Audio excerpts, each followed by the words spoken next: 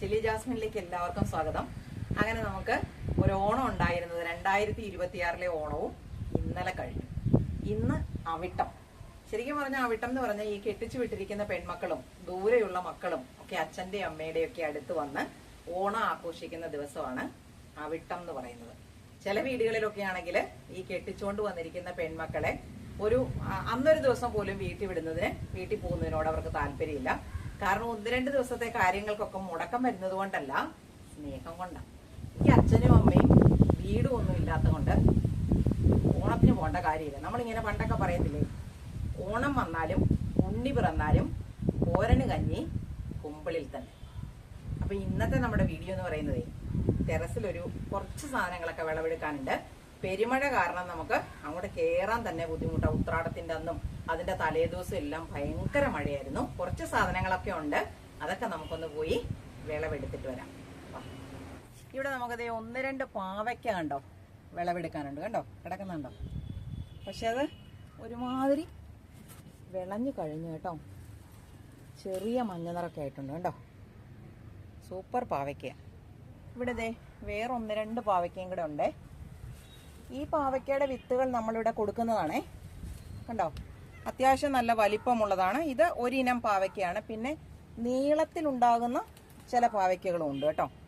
ഇതെല്ലാം നല്ല വെള്ളപ്പാവയ്ക്കാണ്. ചില ആൾക്കാർ എന്നോട് എടുത്തെടുത്ത് ചോദിക്കാറുണ്ട്, വെള്ളപ്പാവയ്ക്കയാണോ, വെള്ളപ്പാവയ്ക്ക വേണം എന്നൊക്കെ പറയാറുണ്ട്. അപ്പം അങ്ങനെയുള്ളവർക്ക് വാങ്ങിക്കാം. അതേസമയം ഈ കിടക്കുന്ന പാവയ്ക്ക ഉണ്ടോ, ഇതൊന്നും അധികം വലിപ്പം വെക്കത്തില്ല കേട്ടോ. ഇത് ചെറിയ ചെറിയ പാവയ്ക്കകൾ. അതിൻ്റെ വലിപ്പവും അതിൻ്റെ ഷേപ്പൊക്കെ കണ്ടോ, നല്ല വെളുത്ത് തന്നെ വന്നിട്ടുണ്ട്. വിളഞ്ഞതാണ്, പക്ഷെ അധികം വലിപ്പം വെക്കത്തില്ല. അത് നമ്മളിവിടെ പല സൈസിലുള്ള, തീരെ ചെറുതും അതിനേക്കാൾ ഇച്ചിരി വലുതും അതിനേക്കാൾ കുറച്ചും കൂടെ വലുതും ഒക്കെ ആയിട്ടുള്ള പാവയ്ക്കകളുണ്ട്. അപ്പോൾ ഇത്രയും പാവയ്ക്കകൾ നമുക്ക് കിട്ടി. പാവയ്ക്കയുടെ വിത്തുകൾ ആർക്കെങ്കിലും ആവശ്യമുണ്ടെങ്കിൽ ഞാൻ വീഡിയോയിൽ തരുന്ന നമ്പറിൽ ഒരു ഹായ് സെൻഡ് ചെയ്താൽ മതി. ഞാൻ നിങ്ങൾക്കത് അയച്ചു തരാം. കുറച്ച് കാര്യങ്ങൾ കൂടെയൊക്കെ ഉണ്ട്, അതൊക്കെ ഞാൻ ആ ഹായ് വിടുമ്പം അതിനകത്ത് പറഞ്ഞു തരാവേ. ഇവിടെ ഒരു മത്തങ്ങ ഉണ്ടായതുണ്ടേ. മത്തയുടെ വള്ളിയെല്ലാം പഴുത്തു പോയിട്ടുണ്ടാവും, മഴയല്ലായിരുന്നു. അപ്പം ഞാൻ മത്തങ്ങ ഉണ്ടായപ്പോൾ ഇതുപോലെ കെട്ടിയിട്ടിരുന്നതാണ്. കുഴപ്പമുണ്ടോ എന്ന് നമുക്ക് നോക്കാം. അതിൻ്റെ വള്ളിയിലോട്ടുള്ള പിടുത്തത്തിനും ദ്രവിച്ചു പോയിട്ടുണ്ടായിരുന്നു കേട്ടോ. പക്ഷേ മത്തങ്ങയ്ക്ക് ഉണ്ടോ ഒരു കുഴപ്പമില്ല. കിടുക്കാച്ച് മത്തങ്ങ നന്നായിട്ട് വിളഞ്ഞിട്ടുണ്ട്. ഇങ്ങനെ വിളഞ്ഞ മത്തങ്ങയാണേ എരിശ്ശേരി വെക്കാൻ നല്ലത്. ശരിക്കും പറഞ്ഞാൽ നമ്മൾ ഈ ഓണത്തിന് സാധാരണ ഓണത്തിൻ്റെ അന്നത്തേതിനേക്കാൾ പിറ്റേ ദിവസമാണ്, ഈ അവിട്ടം പോലുള്ള ദിവസങ്ങളിലാണ് നമ്മൾ എരിശ്ശേരി കൂടുതലും ഉണ്ടാക്കാറ്. അപ്പം നമുക്ക് എരിശ്ശേരിക്കുള്ള ഒരു കിടുക്കാച്ച് മത്തങ്ങ കിട്ടി. ഈ മത്തയുടെ വിത്തൊക്കെ നമ്മളിവിടെ കൊടുക്കുന്നതാണേ. ഈ പാവയ്ക്കൊക്കെ കാറ്റടിച്ചിട്ട് ഇതേന്ന് ചെടിയെന്ന് പൊഴിഞ്ഞു പോകുന്നതാണേ. പിന്നെ നമ്മളിത് ഇതേന്നൊക്കെ നല്ലപോലെ പയറ് വിളവെടുത്തതായിരുന്നു. ആ ചെടിയുടെയൊക്കെ വളർച്ച കഴിഞ്ഞ് ഇതിനെയെല്ലാം നമ്മൾ ഇത് മരത്തിൽ നിന്നെല്ലാം മുറിച്ചെടുത്ത് വള്ളിയെല്ലാം മുറിച്ച് താഴെ ഞാൻ ചെയ്യുന്ന സാധാരണ അതേ പാത്രത്തിലോ അല്ലെങ്കിൽ ഇടയുള്ള പാത്രത്തിനകത്തോ ഇട്ടിട്ട് അതിൻ്റെ മുകളിൽ മണ്ണും വളമൊക്കെ കൂടെ ഇട്ടിട്ട് അതിൻ്റെ മുകളിൽ കൃഷി ചെയ്യുവാണ് സാധാരണ ചെയ്യുന്നത്.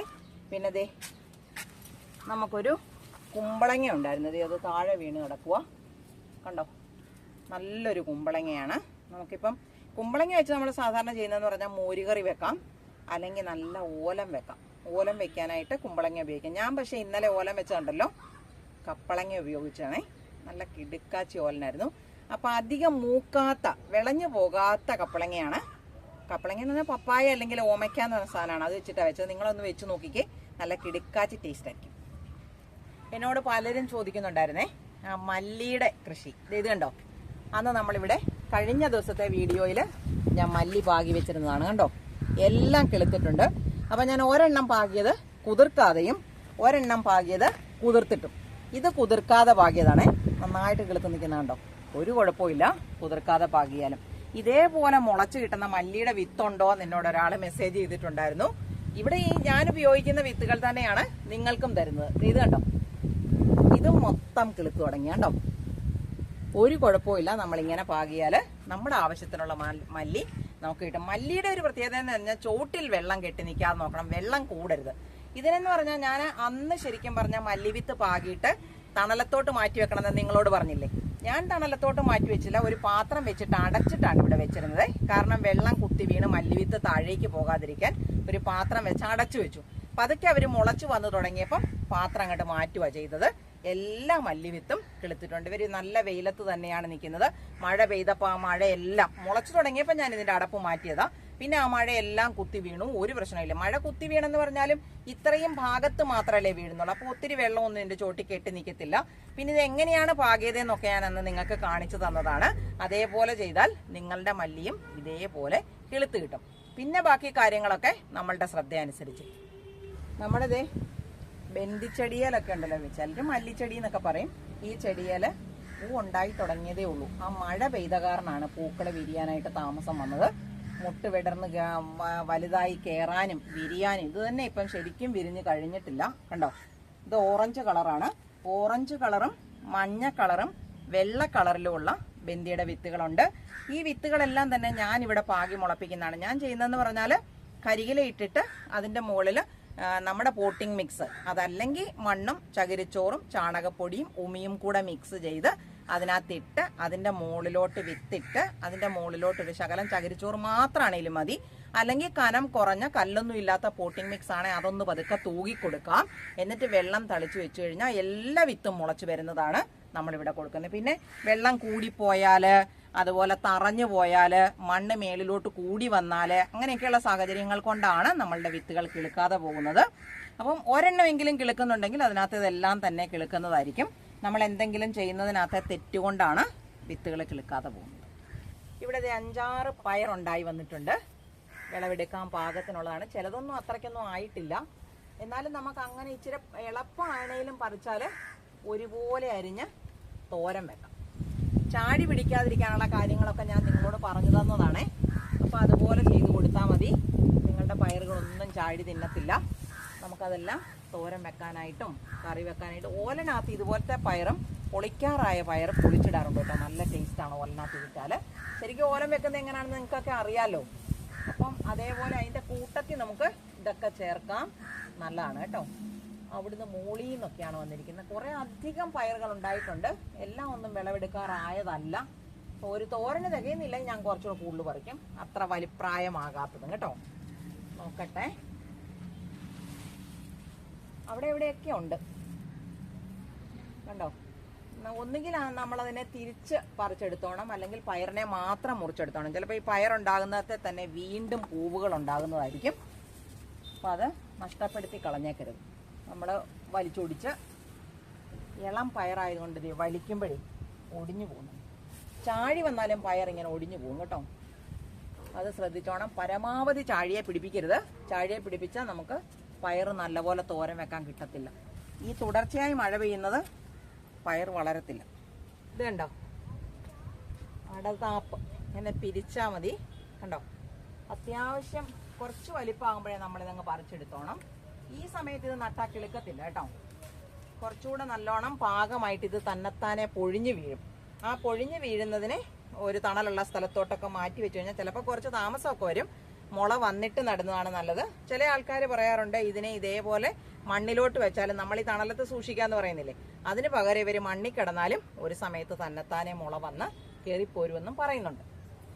അപ്പോൾ ഇവിടെ ഒരു 1-2 എണ്ണം ഉണ്ട്. ഞാനതങ്ങ് പറിച്ചെടുക്കുവാണേ. ഒരു സാലഡ് കുക്കുമ്പർ ഉണ്ടായിരുന്നേ. പിന്നെ ഇവിടെ ഒക്കെ ഉണ്ടാകുന്നുണ്ട് ചെറുതായി. ഇനി ഞാനിത് കൊണ്ടുപോയി പാത്രത്തിനകത്ത് വെക്കട്ടെ കേട്ടോ. അല്ലെങ്കിൽ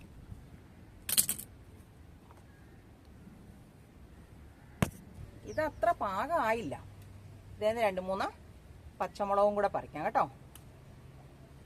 അല്ലെങ്കിൽ ഇതിവിടെ നിന്നിട്ട് പഴുത്തു പോകും. ഞാൻ പഴുത്തു പോയി നിൽക്കുന്നതും കാണിച്ചു തരാം. ചിലപ്പോൾ നമ്മൾ പറിക്കാനൊക്കെ താമസിച്ചു പോകുന്ന അവസരത്തിൽ ഈ വളർച്ചയൊക്കെ കുറഞ്ഞു പോയിട്ടുള്ള മുളകാണെങ്കിൽ അവിടെ നിന്ന് ഇഷ്ടം പോലെ ഉണ്ടാകും. ചിലപ്പോൾ നമ്മളതിനെ ശ്രദ്ധിക്കത്തില്ല, അങ്ങനെ പഴുത്തു പോകും. ഇത് കണ്ടോ, ഈ മുളകയിലോട്ട് നിൽക്കുക കണ്ടോ, ഒത്തിരി എണ്ണം പഴുത്തതുണ്ട്. അപ്പം നമുക്ക് ആ പഴുത്തതും പച്ചയെല്ലാം കൂടെ കൂട്ടി അങ്ങോട്ട് പറിച്ചേക്കാം. എന്ന് തന്നെ മുളക് പറിക്കുന്നത് നിങ്ങൾക്ക് കാണിച്ചു തന്നിട്ടുള്ളതെന്ന് എനിക്ക് തോന്നുന്നേ.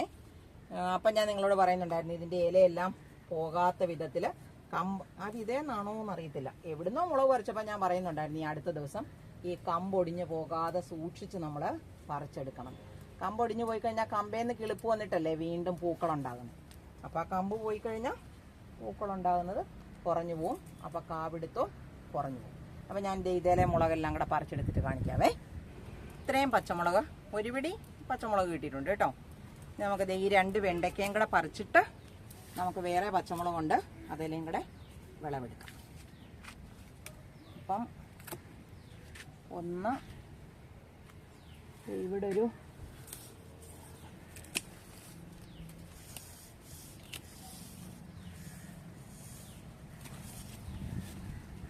ഇത്ര എണ്ണം കിട്ടി. നമുക്കത് 2-3 പച്ചമുളകുണ്ട്. അപ്പോൾ എന്ത് ചെയ്യാം, നമുക്ക് മത്തങ്ങയുണ്ട്, കുമ്പളങ്ങയുണ്ട്, പാവയ്ക്കുണ്ട്, പയറുണ്ട്, ഉരുളക്കിഴങ്ങിന് പകരം അടതാപ്പുണ്ട്. പിന്നെ ഞാൻ ഈ ഒരു പീച്ചിൽ പറിച്ചപ്പോൾ അത് ഒടിഞ്ഞു പോയി. ഒരു സാലഡ് കുക്കുംബർ കിട്ടി. അതുപോലെ തന്നെ ഇതും കുഞ്ഞു പീച്ചിലാണ്. നമുക്കിതങ്ങോട്ട് പറിച്ചെടുക്കാം. കത്രയെ വെച്ച് പറിക്കുവാണെങ്കിൽ അല്ലെ വലിച്ചു പറിച്ചാലേ ചിലപ്പോൾ അതിൻ്റെ വള്ളികളൊക്കെ പൊട്ടി. ചെറിയൊരു മത്ത കയറി വന്നിട്ട് അതിൻ്റെ തലപ്പ് നുള്ളി കൊടുക്കണം അത്യാവശ്യം പന്തലയിൽ എത്തിക്കഴിയുമ്പം. അപ്പം ശിഖരങ്ങൾ വരും. ആ ശിഖരങ്ങളിലൊക്കെ ഇതുപോലെ കായുണ്ടാകുന്ന പെൺപൂക്കളുണ്ടല്ലോ, അത് പതുക്കെ ഉണ്ടായി തുടങ്ങിയിട്ടുണ്ട്. പിന്നെ ശരിക്കും പറഞ്ഞാൽ മത്തങ്ങ പിടിച്ചു കിട്ടുന്നത് എനിക്കിവിടെ നമ്മൾ തന്നെത്താനെ പോളിനേഷൻ നടത്തി കൊടുക്കുമ്പോഴാണ്. ശരിക്കും പറഞ്ഞാൽ ഇവിടെ തേനീച്ചകളൊക്കെ ഇഷ്ടം പോലെ ഉണ്ട്. എന്നാലും അത് എന്തുകൊണ്ടാണെന്ന് അറിയത്തില്ല, മഴയൊക്കെ പെയ്യുന്നത് കൊണ്ടാണോ എന്താണോ, നമ്മൾ ചെയ്തു കൊടുത്താൽ ഉറപ്പായും അതിൻ്റെ നമുക്ക് കിട്ടും. ഇപ്പം 2 ബീച്ചിൽ, അവിടെ കുറച്ച് ബീച്ചിൽ കിടപ്പുണ്ട്. അങ്ങോട്ട് നിൽക്കുക, ബീച്ചിൽ കണ്ടോ. അപ്പം ബീച്ചിലൊക്കെ ഇവിടെ ഇഷ്ടം പോലെ ഉണ്ട്. നമുക്ക് ഇടയ്ക്കിടയ്ക്ക് ഓരോന്നും അങ്ങനെ ഇങ്ങോട്ട് പറിച്ചെടുത്താൽ മതി. ഇനി നമുക്ക് 2-3 പച്ചമുളകും കൂടെ പറിച്ചിട്ട് വരാം. ഇവിടെ ഒരു പച്ചമുളകുണ്ടേ. ഇതേന്നാ ഞാൻ കഴിഞ്ഞ ദിവസം നിങ്ങൾക്ക് മുളക് പറിച്ചപ്പം കാണിച്ചു തന്നിട്ടുണ്ടായിരുന്നു. പിന്നെ ഇഷ്ടം പോലെ തന്നെ ഉണ്ടായിട്ടുണ്ട്. ഇതുണ്ടോ, ഇങ്ങനെ ഓരോ കമ്പയിലും നിറയെ ഉണ്ടാവും. നമ്മൾ ഇടയ്ക്കിടയ്ക്ക് ഇച്ചിരി പിണ്ണാക്ക് പുളിപ്പിച്ച വെള്ളവും അതുപോലെ എന്തെങ്കിലുമൊക്കെ ചെറിയ വളമൊക്കെ ചെയ്തു കൊടുത്താൽ മതി. നമ്മുടെ ആവശ്യത്തിനുള്ളത് കിട്ടും. പിന്നെ ഈ കുരുടിപ്പും മുരടിപ്പും ഒക്കെ വരാതിരിക്കാൻ വേണ്ടി നമ്മൾ കൃത്യമായി കുമ്മായം ഇട്ട് പുളിപ്പ് മാറ്റിയ മണ്ണിലേ ചെയ്യാവൂ. അങ്ങനെയൊക്കെ ചെയ്താലും തുടർച്ചയായിട്ട് മഴ പെയ്യുമ്പം ആ കാൽസ്യത്തിൻ്റെയും അതുപോലെ മണ്ണിൻ്റെ അസിഡിറ്റി കുറയുന്ന സ്വഭാവമൊക്കെ മാറിപ്പോകാൻ സാധ്യതയുണ്ട്. അതുകൊണ്ടാണ് ഈ മഴ കഴിയുമ്പോഴത്തേക്കിന് ചിലപ്പോൾ മുളകിൻ്റെ ചെടിക്കൊക്കെ കുരുടിപ്പ് ബാധിച്ചു തുടങ്ങാറുണ്ട്. അപ്പം നമ്മൾ കൃത്യമായിട്ട് മണ്ണിൻ്റെ പുളിപ്പ് മാറ്റണം. പുളിപ്പ് മാറ്റിയ മണ്ണിലെ നിർബന്ധമായും തക്കാളി ആയാലും മുളകായാലും കൃഷി ചെയ്യാവുള്ളൂ. അപ്പം ഞാനിത് ഇങ്ങോട്ട് വെച്ചിട്ട് ബാക്കിയും കൂടെ കുറച്ച് പറിക്കട്ടെ, അല്ലെ പിന്നെ ഇതിവിടെ കിടന്നാൽ പഴുത്തു. അപ്പം ഞാൻ ഇത് ഇത്രയും പറിച്ചെടുത്തിട്ട് കാണിക്കാവേ. ഇത്രയും മുളക് ഇതേന്ന് പറിച്ചെടുക്കാൻ പറ്റിയിട്ടുണ്ട്. ഇനി നമുക്കിതേന്ന് വിളവെടുക്കാനുണ്ട്. അപ്പോൾ നമുക്കത് അടുത്ത പ്രാവശ്യം വിളവെടുക്കുമ്പോൾ ഒരുമിച്ച് ചേർത്തെടുക്കാൻ പറ്റും. ഇതിൽ കൂടുതൽ നമ്മൾ വീട്ടിലോട്ട് പറിച്ചെടുത്തുകൊണ്ട് പോയിട്ട് കാര്യമില്ല. അപ്പം ഞാനിത് ഓരോ സമയത്തും നിങ്ങളോട് അങ്ങനെ ചെയ്യണം ഇങ്ങനെ ചെയ്യണം, വിത്ത് പാകാറായി പറിച്ചു നടാറായി എന്നൊക്കെ പറയുമ്പം നിങ്ങൾ എൻ്റെ കൂടെ കൂടിക്കൊണ്ടാൽ മതി. നിങ്ങളുടെ വീട്ടിലും ഇതേപോലെ പച്ചമുളക് വിളവെടുക്കാനും തക്കാളി വിളവെടുക്കാനും എല്ലാ സാധനങ്ങളും സമയാസമയത്ത് നമുക്ക് കൃഷി ചെയ്തിട്ട് വിളവെടുക്കാൻ പറ്റും. എല്ലാ പച്ചക്കറികളും എല്ലാ സമയത്തും ഉണ്ടായി കിട്ടത്തില്ല. അപ്പോൾ അവർ ഓരോരുത്തരെയും നടേണ്ട സമയം, അവർക്ക് വളമിടേണ്ട സമയം, അല്ലെങ്കിൽ ഏത് തരത്തിലുള്ള വളം കൊടുത്താലാണ് നല്ലത്, അങ്ങനെയുള്ള കാര്യങ്ങളൊക്കെ നമ്മൾ പറയുമ്പോൾ അതൊക്കെ കേട്ട് ചെയ്യുവാണെങ്കിൽ നിങ്ങൾക്ക് നല്ലതാണ്. എൻ്റെ വീഡിയോ ഇഷ്ടമാവുകയാണെങ്കിൽ എനിക്കൊരു ലൈക്ക് തരാനും സബ്സ്ക്രൈബ് ചെയ്യാത്തവരാരെങ്കിലും ഉണ്ടെങ്കിൽ സബ്സ്ക്രൈബ് ചെയ്യാനും മറന്നു പോകല്ലേ. അപ്പം നമുക്ക് ഇതുകൂടെ കൊണ്ടുപോയി ആ പാത്രത്തിനകത്ത് ഇട്ടിട്ട് വരാം. ഇത്രയും സാധനങ്ങളാണ് ഇന്ന് നമ്മൾ വിളവെടുത്തത്. ഓരോന്നും ഞാൻ വിളവെടുത്തപ്പോൾ നിങ്ങൾക്ക് കാണിച്ചു തന്നതാണ്. ഇതേപോലെ നമുക്ക് പച്ചക്കറി വിളവെടുക്കണമെങ്കിൽ നമ്മൾ നട്ടുപിടിപ്പിക്കണം. അപ്പം നട്ടുപിടിപ്പിക്കുന്നതിന് ആവശ്യമായ ഏകദേശം എല്ലാ പച്ചക്കറികളുടെ വിത്തുകളും ഉണ്ട്. അപ്പം നിങ്ങൾക്ക് ഏതെങ്കിലും വിത്തുകൾ ആവശ്യമാണെങ്കിൽ ഞാൻ വീഡിയോയിൽ തരുന്ന നമ്പറിൽ ഒരു ഹായ് മെസ്സേജ് ചെയ്താൽ മതി. ഞാൻ നിങ്ങൾക്ക് വിത്തുകൾ അയച്ചു തരാം. നമ്മുടെ വിളവെടുപ്പ് കഴിഞ്ഞു. ഇനി ഇത് വെച്ചിട്ട് വേണം നമുക്ക് ഇന്നും നാളെയും നാളെ കഴിഞ്ഞും കറി വെക്കാനുള്ള സാധനങ്ങൾ. അപ്പോൾ ഇതേപോലെ മറ്റൊരു നല്ല വീഡിയോയുമായി നമുക്ക് അടുത്ത ദിവസം വീണ്ടും